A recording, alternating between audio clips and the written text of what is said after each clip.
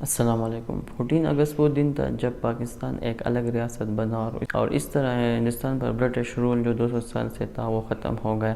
پر یہاں پر ایک سوال پیدا ہوتا ہے، اگر یہ پاکستان اور ہندوستان الگ نہ ہوتے تو وہ آج کیسے ہوتے؟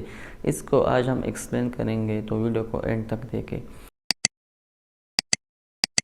After 200 years of British rule over the Indian subcontinent, on August 15, 1947, it was split into two independent nations, Hindu-majority India and Muslim-majority Pakistan. The process was known as partition. It was supposed to be a celebration of independence from British rule, turned into a bloody and brutal chapter in the history of the two countries. 1206 میں قطب الدین ایبک جو ایک Turkish تھے، انہوں نے دلی سلطنت کی قیام رکھی اور اس کے خاندان کے 5 سلطانوں نے ہندوستان پر حکومت کی، لیکن 1526 میں بابر نے افغان ترکی کے جو سلطنت تھی ان کو ختم کیا اور مغل امپائر کی بنیاد رکھی، اور بابر مغل امپائر کے پہلے رولر تھے، اور اس طرح پھر ان کے خاندان کے مختلف لوگوں نے ہندوستان پر حکومت کی۔ لیکن 17 سنچری میں جب برٹش آئی ہندوستان میں، ایک ایسٹ انڈیا کمپنی کے بہانے انڈیا میں داخل ہوئے، انہوں نے 1747 سے مختلف جگہوں کو فتح کرنا شروع کیا، اور اس طرح 100 سال انہوں نے اپنے امپائر کو بڑھاتے گئے، حتیٰ کہ 1857 میں جو بہادر شاہ ظفر جو مغل امپائر کے آخری سلطان تھے، بادشاہ تھے، ان کو اپنے قبضے میں لے لیا۔ اس طرح ایک جنگ شروع ہو گئی 1857، جس کو وار آف انڈیپینڈنس بھی کہتے ہیں اور وار آف میوٹنی بھی کہتے ہیں۔ برٹش ہندوستان پر حکومت کرتے گئے۔ اس پر سر سید احمد خان نے ایک آئیڈیالوجی پیش کر، 2 قومی نظریہ جسے کہتے ہیں کہ مسلمان اور ہندوستان 2 الگ قومیں ہیں، ان کے کلچر الگ ہے، ان کے لینگویج الگ ہے، ان کی دین الگ ہے، ان کے رسم رواج الگ ہے، تو اس لیے مسلمانوں کو ایک پریزنٹیشن ہونی چاہیے۔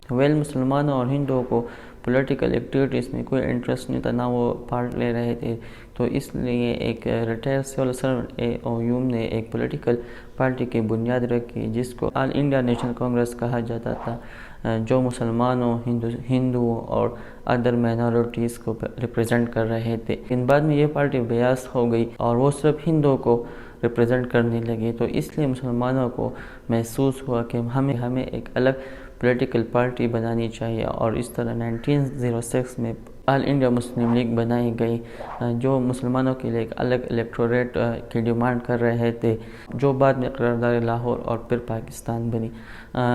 دوسری جنگ عظیم شروع ہوئی، برٹن بھی اس کا حصہ بنا، تو جرمنی نے گریٹ برٹن کو بہت نقصان پہنچایا، اس لیے برطانیہ کو اپنی کالونیز کنٹرول کرنا مشکل ہو گیا، اس لیے انہوں نے 1946 میں ایک انٹرم گورنمنٹ کی بنیاد رکھی، جس کی سربراہی جواہر لال نہرو کر رہے تھے، اور اس میں مسلمانوں اور ہندو کو مختلف ریپریزنٹیشن دی گئی، اور اس طرح دوسری مائنورٹیز کو بھی، اور یہ انٹرم گورنمنٹ 1 سال چلی، اور پھر 14 اگست 1947 کو پاکستان ایک الگ ریاست بنا۔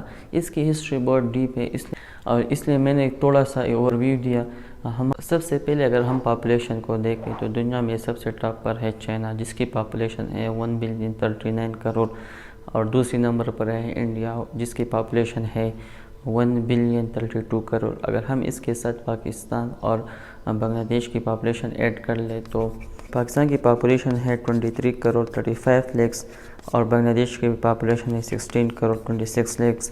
اگر ہم انڈیا کے ساتھ پاکستان بنگلہ دیش کی پاپولیشن ایڈ کر لیں تو وہ ٹوٹل بنتے ہیں 1,071 کروڑ، تو اس لحاظ سے انڈیا دنیا کے سب سے ٹاپ پر ہوتا، پاپولیشن کے لحاظ سے دنیا کے نمبر 1 ملک ہوتا۔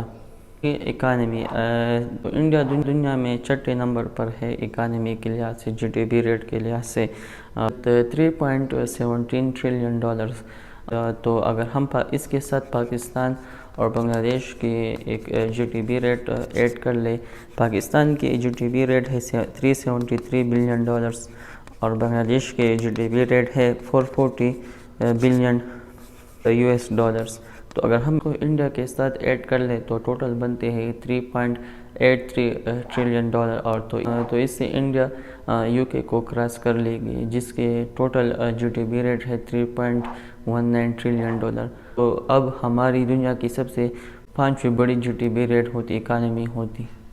ملٹری کے لحاظ سے چائنا سب سے ٹاپ پر ہے، جس کے پاس ایکٹیو آرمی ہے 21 لیکس۔